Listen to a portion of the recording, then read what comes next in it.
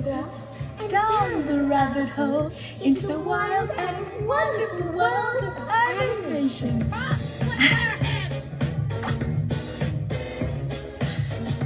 I hope you guys can hear that. Oh, so that was my intro bumper for Inside Alicyn's Wonderland, the second reboot of that, which was the podcast reboot. And that was the intro bumper with a cute little song that I love. And that's your retro moment for the day. Hello. Hi, Prithvi Papala, MC Spicy Dan, Real Magic, BC Actors Studio. Hey, Real Magic TV, it's Wonderland Wednesday. Thank you guys so much for tuning in live. It just brings such good energy to know that you're here and checking it out. This is Alicyn's Wonderland, and today's guest is actually Daniel Ross. Daniel Ross is a voice actor. You might know him as the voice of Donald Duck for Disney Junior, as well as... Yay! Hi, Sebastian. Unfortunately, I'm not going to add any guests right now. We're just waiting for... but feel free to ask some questions. We're just waiting for Daniel. But yeah, he also... no, I haven't seen your YouTube channel yet, but I will check it out. Hey, Jeff. It's good to see you. Yeah, he's also Lucky Leprechaun on the commercials. He is the voice of Starscream in the Transformers video game. So lots of classic stuff. So I'm going to go ahead and add him right now. Let's see, there's Daniel. And we'll get this started. That's okay, Jeff. You were there in spirit. I saw you jumped on at the very end, so that was cool. It always, it's practically not the show without you, though. Hey, Daniel, can you hear me? I can. Hello there, Alicyn. Hi, it's good to see you. It's good to see your face. I've missed you. I've missed you, too. It's been a long time since we've talked, like at least hours. At least hours. I mean, it's crazy. Oh, thank you, Sebastian. I really appreciate that comment. And I love DC Superhero Girls, and it would be amazing to be on the show someday. Hey, Jeff. Yeah, it's so good to see you, Daniel. You have an excellent ring light. Oh, thank you. I bought it myself. Yeah. Well, I used to tell people, you've got such great skin. And people kept saying, oh, your skin's looking so good. I'm like, no. You know what? Seriously, it's the ring light. Yeah, no, my skin has gone to poopage over the quarantine, so the ring light helps tremendously. What are you eating? Everything I'm not supposed to eat. All the pizzas, all the crackers, and junk foods, and yes. The good stuff. All the good stuff. All the comfort foods. It keeps me sane. Fun. You got to find that balance between health and fun. It's a tricky one. I noticed you were eating pizza in one of your TikTok videos that I just watched. It was a leftover slice, and I was like, what could I do that would be silly? And I'm like, grab the cold pizza and eat it for people to laugh. Yes. And laugh I did, and get hungry I also did. And I almost ordered pizza for dinner. Stacey Aswad posted like a cookie poster. She had a cookie post last week for National Cookie Day, and like all week long I thought about cookies. That's the power of the gram. I thought about cookies, and eventually, if you say it enough times, Facebook and Instagram will start sending you ads for cookies. Sometimes I just try to trick the algorithm, and I'm like, boy, I could really use some diapers. And then, I just see what happens. I could really use some hot, strapping young men. To each their own. In diapers. See what happens. I know. Don't infer anything from that. See what happens.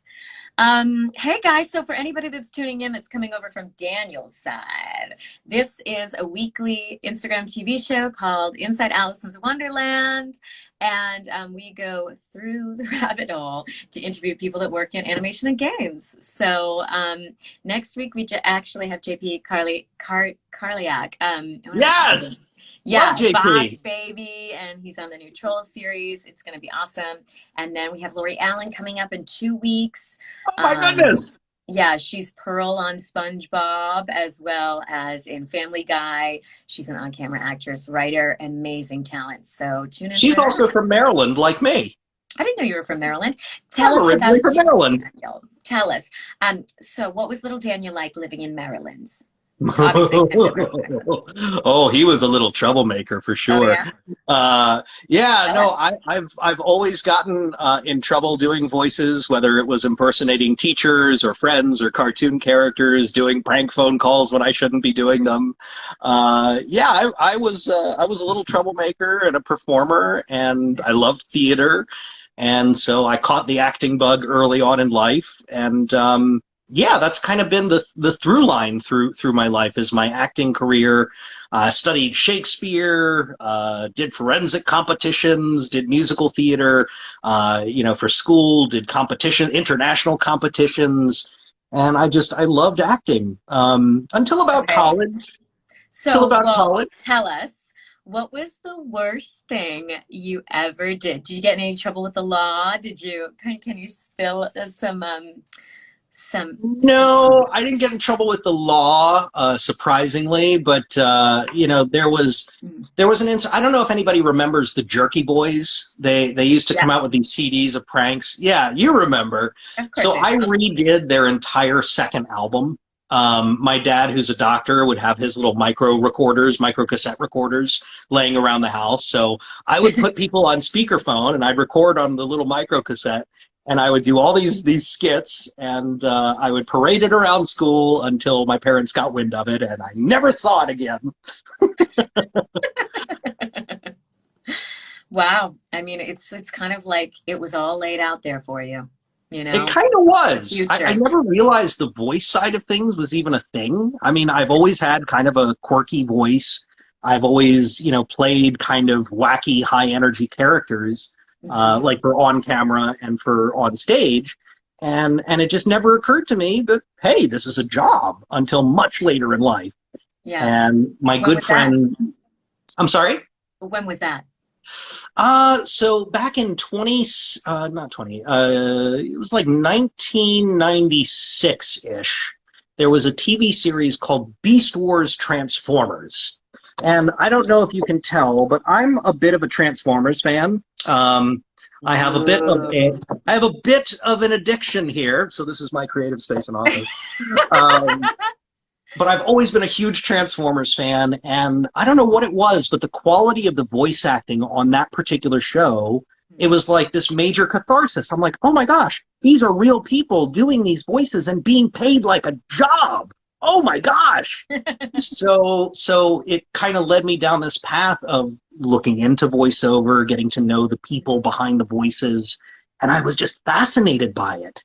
So David Sobolov, who was the voice of Depth Charge in Beast Wars, is Yeah. one of my closest friends and mentors, and he encouraged me to come out to LA and actually take a shot at this industry. He saw something in me, and I did my very first demo with him. He produced my first demo, and it opened up a bunch of doors. And then, in 2007, I had my opportunity to audition for Transformers the movie with Michael Bay, and, nothing happened as a result of that. And then I got a call from Activision, and they said, hey, we'd like for you to audition for a couple characters. And I booked Starscream.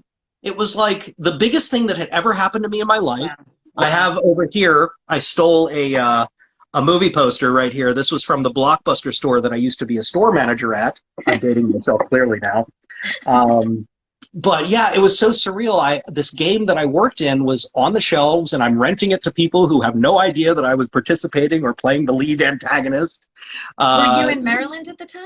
I was Wow. in Maryland and working at Blockbuster full time and producing my schlocky independent horror movies, starting with Ninjas versus Zombies, Yes. which is on Amazon Prime if anybody's The curious. trailer to it. Yeah. So that was your passion at the time? You wanted to be an on-camera actor? So after Producer? college, I was studying musical theater, and I loved it. I loved the theater, but there was something about it. There was an element of magic to it that just wasn't there for me, and so I wanted to pursue film and TV. Yeah. And I was a professional extra in the area. I would work on different projects that would come around, sure. but very, unsatisfied with the opportunities that I was being given. Yeah, were you like one of those extras like me when I'd like drive to Rhode Island from Boston and be in the back hoping to get like discovered by the director? Yep. And I would preen myself and my hair the same way you would. Okay. You're much prettier than I could ever be, but yeah, essentially the same thing. And I'd always be like, oh man, I can't wait to get to the food truck, but all those union actors get to go first. Darn it. So yeah, I did those productions, and then my best friend, Justin Timpain, we walked around a Blockbuster one day and we're like, hey, what movie don't we see? What do we not see on the shelves? And we had just watched Clerks 2, and we're like, let's buy the Quick Stop. Let's do something together. Let's make something. So we maxed out our credit cards, and we hobbled together this always a great idea. Independent horror comedy called Ninjas vs. Zombies, and somehow we got it internationally distributed. We got it on Netflix. We got it in Blockbuster stores, and it was like, oh my gosh, we should follow this up. So we did Ninjas vs. Vampires, and then we did Ninjas vs. Monsters.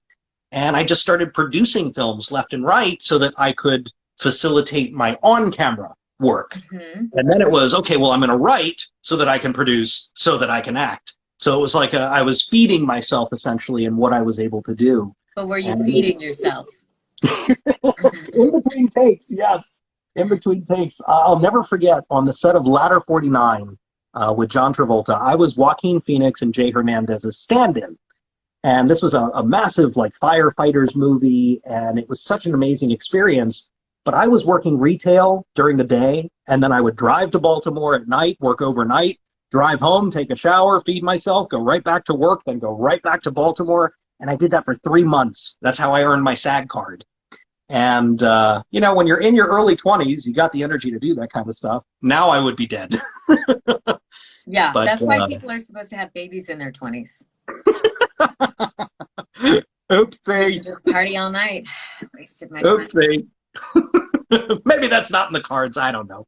Yeah, you're the man portion. So that's true. You're still on the hook. I still have my dimples. Yeah, you still have your dimples.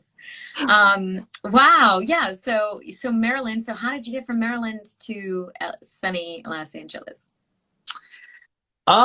Through a series of unfortunate events, really. It's the lemony snickets of Daniel Ross's life. Yes, indeed. I was in a 7-year relationship. I was engaged. I had bought a house. Didn't work out. There was some tragedy in the family. My mom was diagnosed with cancer, and it was just it was a really crazy time. So I moved in with my mom to help her heal and to help myself heal. And after a period of time, I was able to, clear out some debt, sell off some of my prized possessions and have a little bit of a cushion. And I just looked at the situation. Transformers. There were a couple real rarities that I had in my collection that I had to let go of. But I always said they're just things. I can always buy them again in the future if I really want to. Now you can buy all of them. Wow. Now you buy all the things. Yes. But there are more important things, to me. And at the time, I was contemplating a run for state Congress because I was interested in bringing film credits back to the area. We had a lot of major productions that would come through and get all the film credits. And as an independent film producer, we got bupkis. We got nothing. So I was looking into that possibility. And then I said, no, I need this time to grow as an individual. And I've always wanted to go to that mystical land where dreams come true and try Los Angeles. So I packed up my car, I drove cross country, and I've been here now for 6 years. And it's just been such a wild journey. Wow, I must have met you when you first came out here then. You did. I had a mohawk and much more hair at the time. You're still kind of the noobs. That's great. Wow, you've had a great 6 years then. It's been, I say this with zero ego and complete humbleness, but I knew that voiceover was something that if I focused all of my energy and attention on, I'd be able to do something. I'd be able to do something with it. Whereas if I came here and said, I'm an on-camera actor, I'm a voice actor, I do mocap, I do stunts, all these things, maybe I wouldn't get any traction. So I said, all right, I'm going to set a goal of 5 years. I'm just going to focus on voiceover, and I'm going to see what happens. I'm going to take my shot. And if it doesn't work, then, we'll pick up the pieces and see what happens. And so far, so good. I made the right decision. Yeah. So tell us, Starscream and Transformers game, that was in Maryland. And then you came out to LA. Did you have an agent at the time? Yeah. Yes, Starscream from Transformers. Bring me the all-spark human, or it'll be your last. Yeah. Yes, one of my favorites. Yeah, that was a whole campaign. I knew that there was going to be a new movie, and because I was such a huge fan, I was like, I have to find a way to participate in this. I have to do whatever I can. And I used my motto, it's the squeaky wheel that gets the grease, to think outside of the box. And so I had some of my closest friends who were artists help me create a comic book that featured myself in a story with the Transformers. And I sent that to Michael Bay. I sent it to Steven Spielberg and Tom DeSanto just to have an audition. That was my only goal. I just won an audition. And I got my wish. I was able to audition. So it was like, oh my gosh, I set my mind to this. I thought outside of the box, and I did it. What else could I do? And then, of course, ultimately, I got the chance to work with Activision. Keith Farley actually was one of the directors on that. And Carl Weathers, Apollo Creed, was my voice director for the days that I worked. So that was a whole crazy thing. So exciting. Wow. That must have just been such an amazing experience. And so it was out of this world. It was out of this world. And so did that help get you your first agent? Yes and no. It took some time for me to pursue it because this was back in 2007. Okay. And I was still producing independent films. There was no way I could move out to Los Angeles to really give a shot, a bona fide shot at doing voiceover. But I would do like fan dubs. I would do, radio commercials. My very first international commercial was a condom commercial from Italy, which was all played for laughs. Random obscure fact about me. Is that on the internet somewhere? I've never seen it. I've never seen it. Yeah. And I don't say that just so you can't find it. I've never seen it on the internet, but it's out there. And through networking and connections to other people through radio and other TV stations, I would just get little bits here and there, and it was a hobby. It really was a hobby while I pursued my on-camera and production endeavors.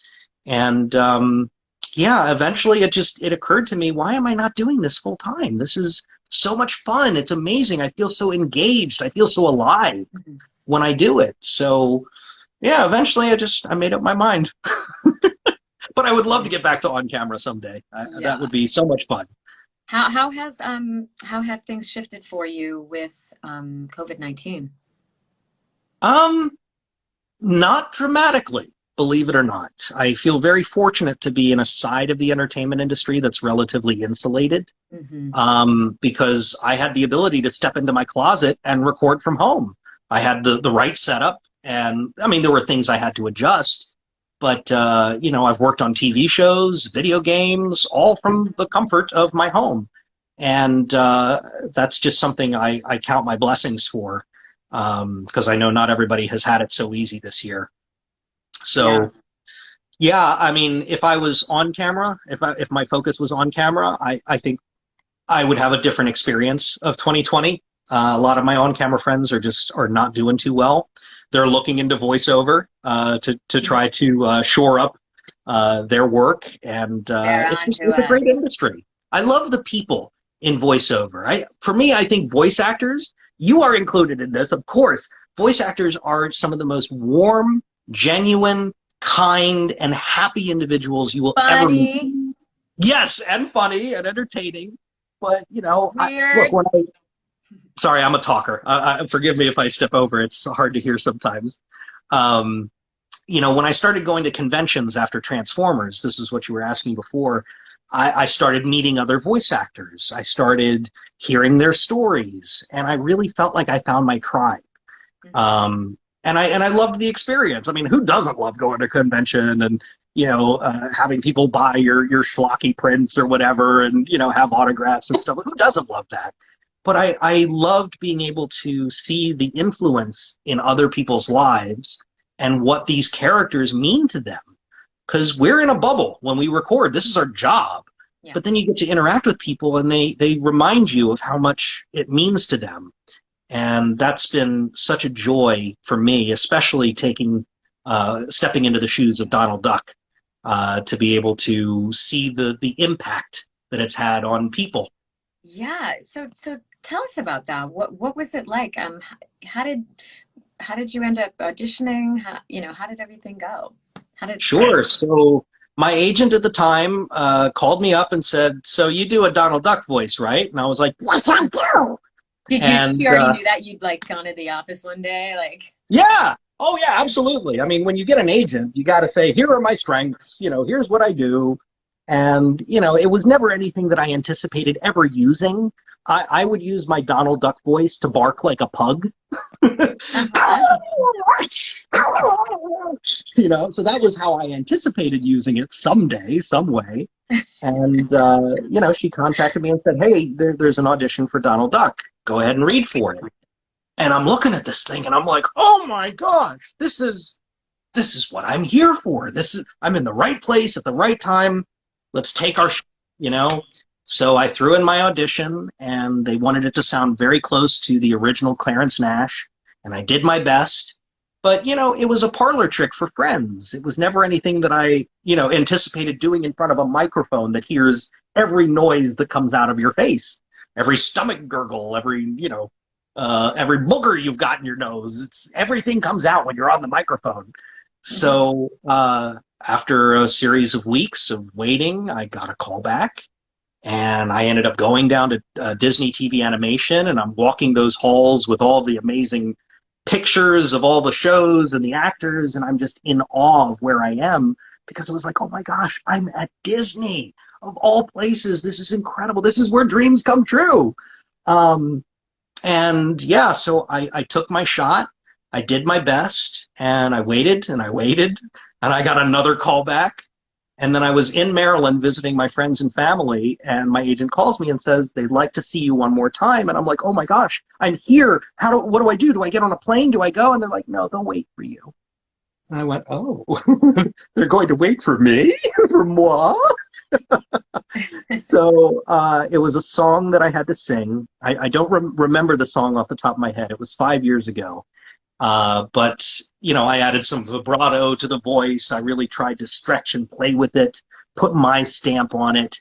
And, a couple days later, I got the call, "You got the job." And my life changed. My life changed. My mom, who taught me the voice when I was a little kid, she would tuck me in at night and she would say, "Oh, Daniel, I love you so much." And I would say, "Oh, Mom, I love you too." And that was like our thing. And after the cancer scare and everything else, my mom is an artist. And every day I would come home from school, she had a sketch or a drawing or a painting or a sculpture that she was working on. And she was always my creative inspiration. And after the cancer, that spark kind of left a little bit. And it was always so sad for me. And this happening to both of us, to me and my whole family, I got to fly her out here to go to Disney Studios and see where the show is made, meet the producers, go down to Legends Plaza and see where all the handprints are. And that spark came back. And that to me was true Disney magic, that this rare opportunity was able to not just give me, but to my family as well. And I carry that with me forever. That is always the most special part of it all. Wow, that's so touching. Yeah, it's touched me very appropriately. Is your mom still in Maryland?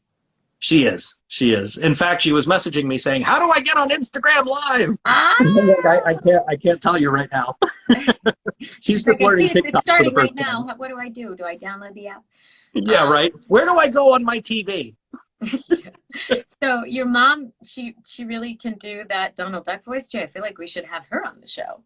She can, and she's good at it. You How know, did you learn it? mine is a little bit more refined, but she taught me the mechanism and how to do it. And yeah, that's something very special that she and Can I you show us? share. What's that? Can you show us? How to do the voice? It's hard for me to show. Like if I could put a camera in my mouth, maybe, but there's an air pocket right here, and you know, like any muscle, you have to work it. But I use my tongue to articulate. Sometimes I will substitute letters. You know, like hard consonants are difficult. So like for a T, I might use a K or make the sound of a K, and it comes out like a T. But it really just depends on the situation. So a lot of people ask me that. How can you show me how to do the voice? And I'm like, no, I really can't. I can only tell you how it kind of works. And you know, I always said if for any reason I lost the ability to use my voice, if I couldn't speak anymore, I would use buccal speech, which is what that is called. Donald Duck voice is called buccal speech. And I would use that. So if I ever got, you know, pulled over by the cops one day, I'd be like, "Oh, officer, I'm so sorry." You know, whatever. But thankfully, I still have my voice and can speak in many ways. Yeah, I'm sure there's probably a lot of people that are tuning in right now that know you from TikTok. Is that right? You guys raise your hand in the room. Ava's just said, OMG, I just tried and I spat. Yes, it can get messy. It can get very messy, especially with the tantrums. Oh, geez. I feel like I need to work on that. The tantrums?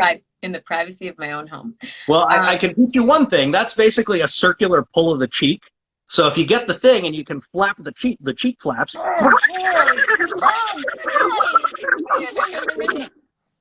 I'm left-handed, so. Oh, that's it. That sounds like a chicken, huh?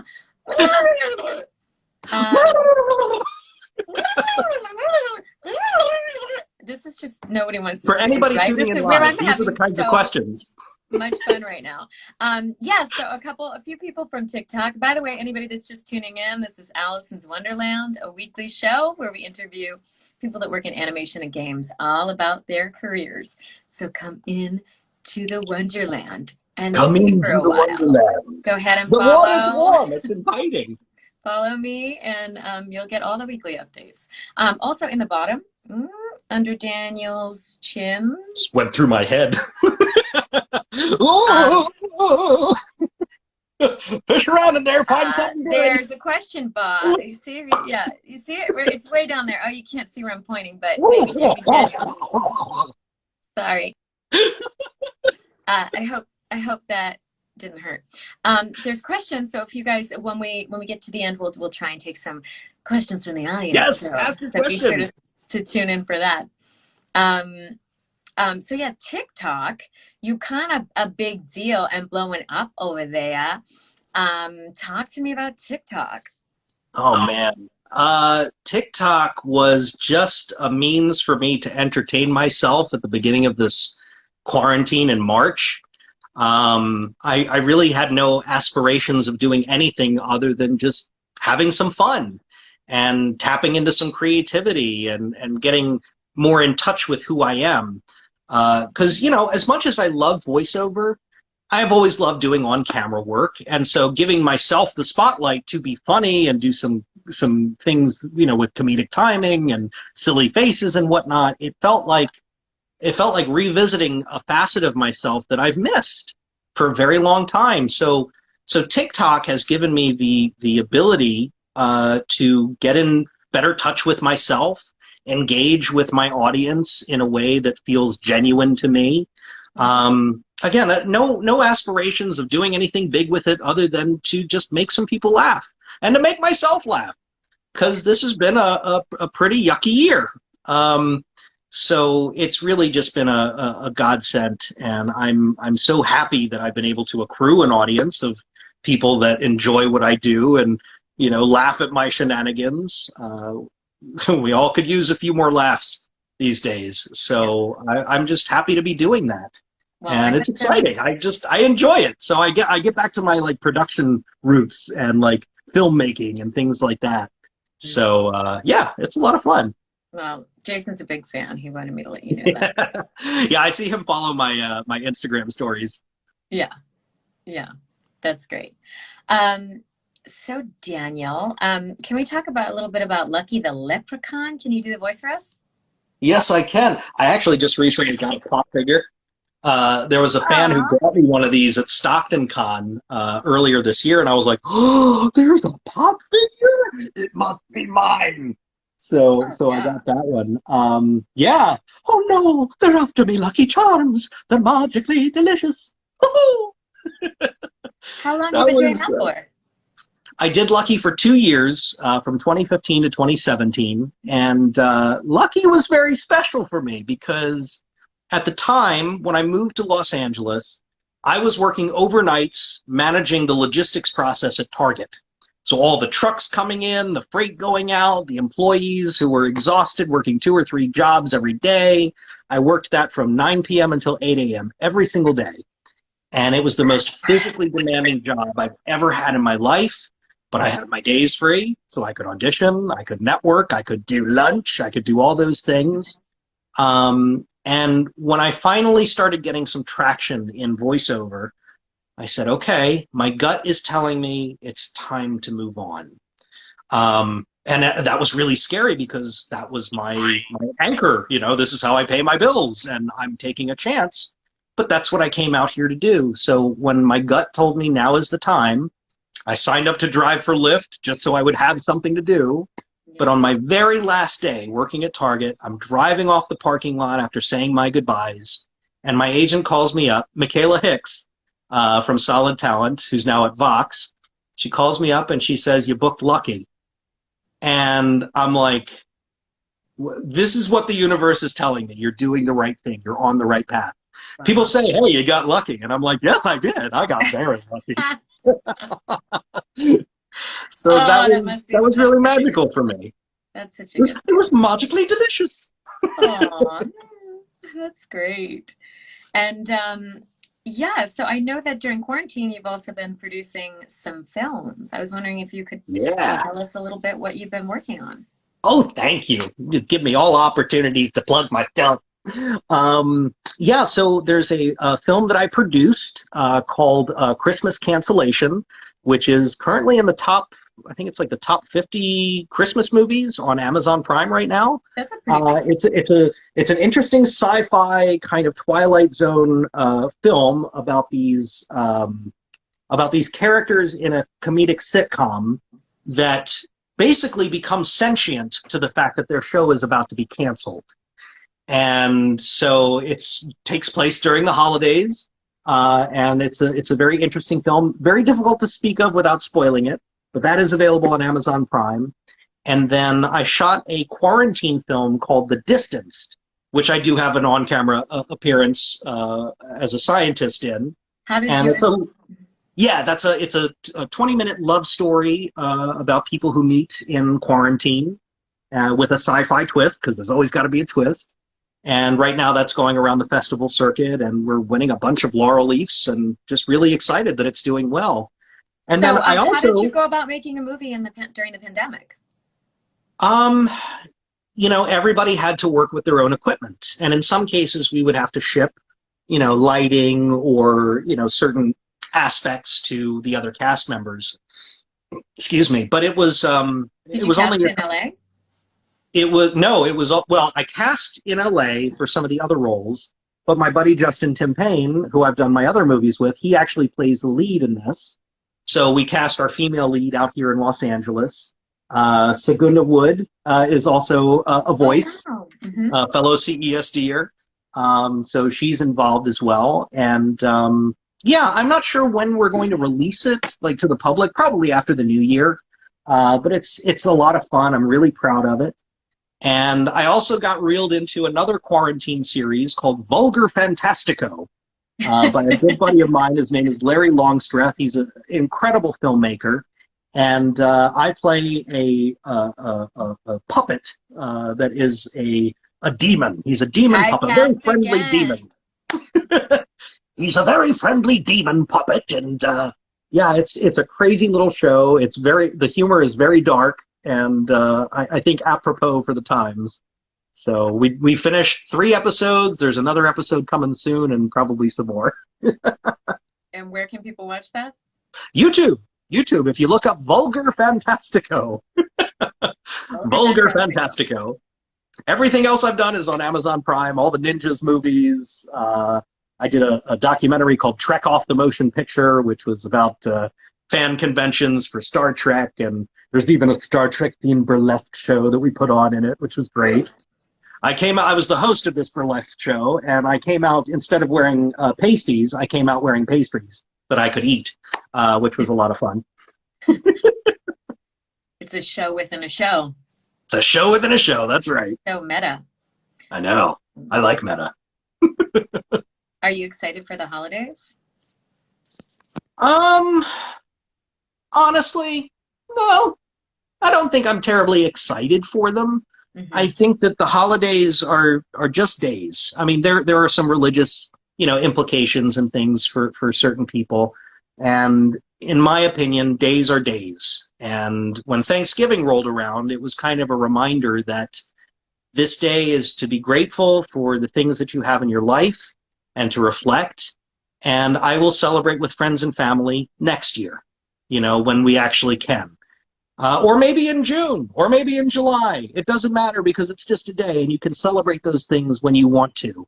But this is something that we are all going through that's unprecedented. I mean, a once-in-a-century pandemic. And it happens to fall in our lifetimes, and we have to deal with it. But you have to make the best of the situation that's at hand. And so the holidays, I will gladly celebrate New Year's to say goodbye to 2020. That'll be refreshing. But the other holidays, I have the memories in my heart of what's special to me and what I will remember on those days. Mm-hmm. But I look forward to being able to make new memories in a safe environment where people can all come together finally. Yeah. Indeed. Well, I think now is a good opportunity to segue into the audience questions. Yeah, let's do it. Let's get excited, guys. That question mark at the bottom. Don't make me do it again. They're at the bottom of it. You can type your questions in there. So Jeff had asked, what's the story of how you wound up at CESD? Hi, Jeff. Is there the story of CESD? Let's see here. So I met, Pat and Kathy, I think at Talkin' Tunes from Rob Paulson.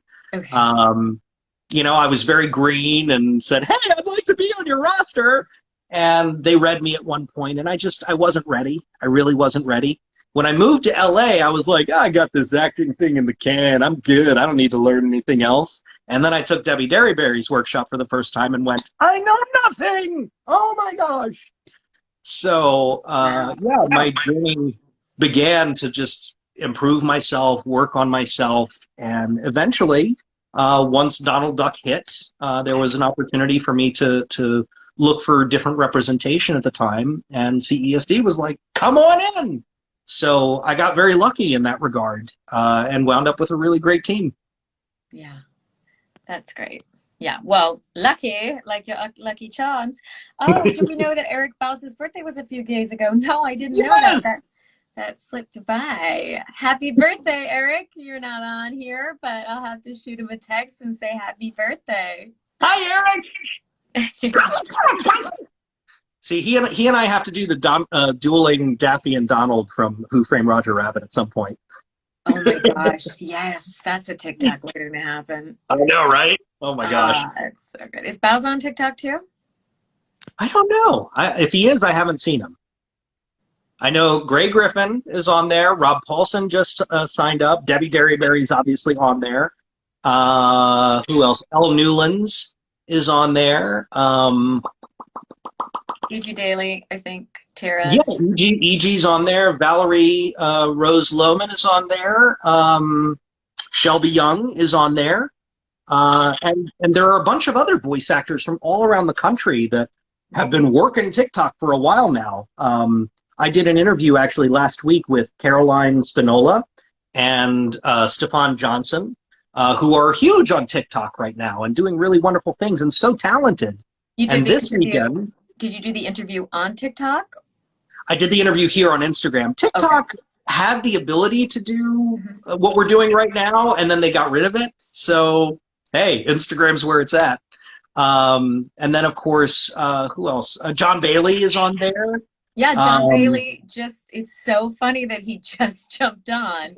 Hey, epic Hey, voice John. guy. Did you hear that your ears were about to be burning? They have a tendency to do that. I have very hairy ears, so I have to keep them trimmed. Otherwise, I hear everything. That's so funny. Yeah, that's fun. I have not been to the TikTok party, but yeah. You got to join in. It's so much fun. It sounds fun, but I just don't know how many parties I can be at one time. I know it's Oh, fun, come on. Come on. Use the potty, girl. You got this in the bag. It's my first TikTok. Somebody record this, and then we'll make it into a TikTok. I'm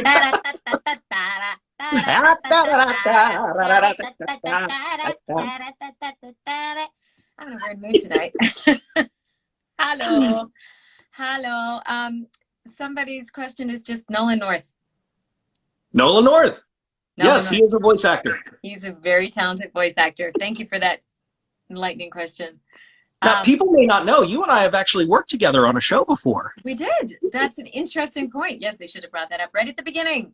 What did we work on, Daniel? The Tom and Jerry Show. No, it was the new Tom and Jerry Show. The new Tom and Jerry Show. The new and improved Tom and Jerry Show. That's right. Yes. And you played? I played Toodles. Yes, Listen, you did. Tom, I've come into a fortune in canned sardines. And I played a couple other characters, throughout the years.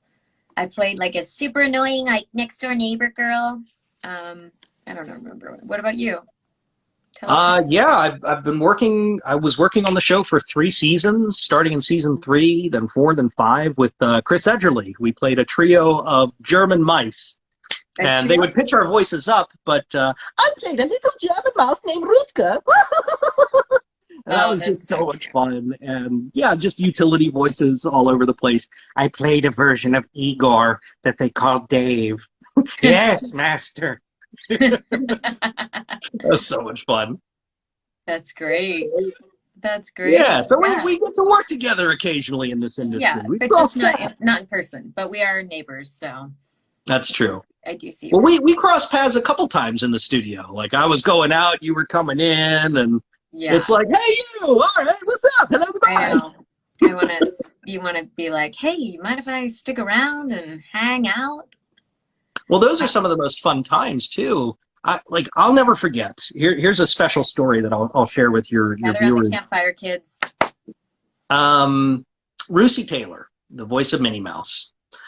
I got to know her over the years in passing. We would say hello, how's your day going?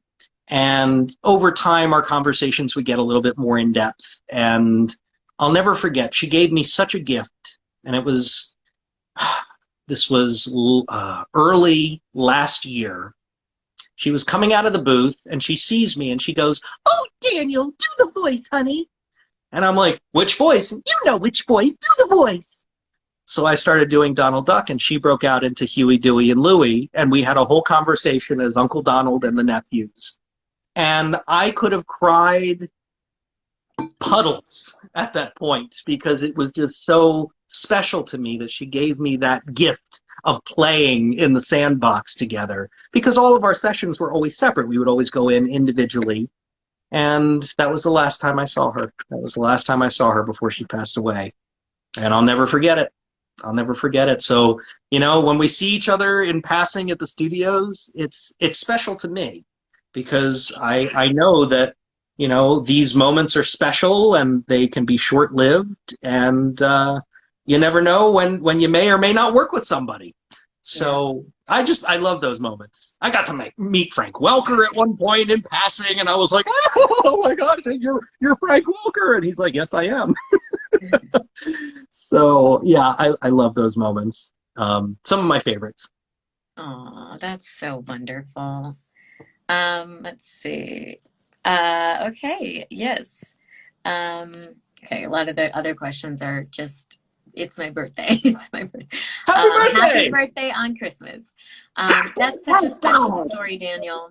And I so appreciate you coming on the show and chatting Thank you with for me having me. today. Absolutely. Great to see your face, and I can't wait till the next time we get to actually be together in real life and in the Yes, same indeed. room. That day will come. That day will come. And I just want to throw it out there so that I can show my products. I just set up a store at my website, actordanielross.com. So if Tell us anybody more. is interested in an autograph, I have these brand new prints that I've had made for Mickey and the Roadster Racers, for Lucky the Leprechaun, for Starscream, and so many other things. So you can head over to actordanielross.com for that. What else can I tell you? Follow me across social media, Actor Daniel Ross. It's the same everywhere. I thank you for having me, Alicyn. And yeah, it is so good to see you. And I'm glad you're well and you're safe and you're doing these wonderful interviews. And let's do it again sometime. Let's If do you it can again. tolerate me. Yeah, this was so much fun. Well, have a great rest of your day, Daniel. Guys, tune You in too. next week. If you're not already following me, follow next week for JP Carliak, and then followed by Lori Allen, and then we have Sarah Sherman closing out the year. Oh So, my gosh, Sarah's the best. yeah, Sarah's a casting director. She was at Disney for 12 years. She's now an independent casting director for shows on Netflix and Yeah, Hulu. So be sure to tune in, and hopefully you'll tune in too. I'm sure she'll have lots to absolutely. say. I look forward to it. Yeah, and I'll see you later for game night. Bye, Donald. Bye-bye. Okay, thank you guys. Tune in next week. Bye.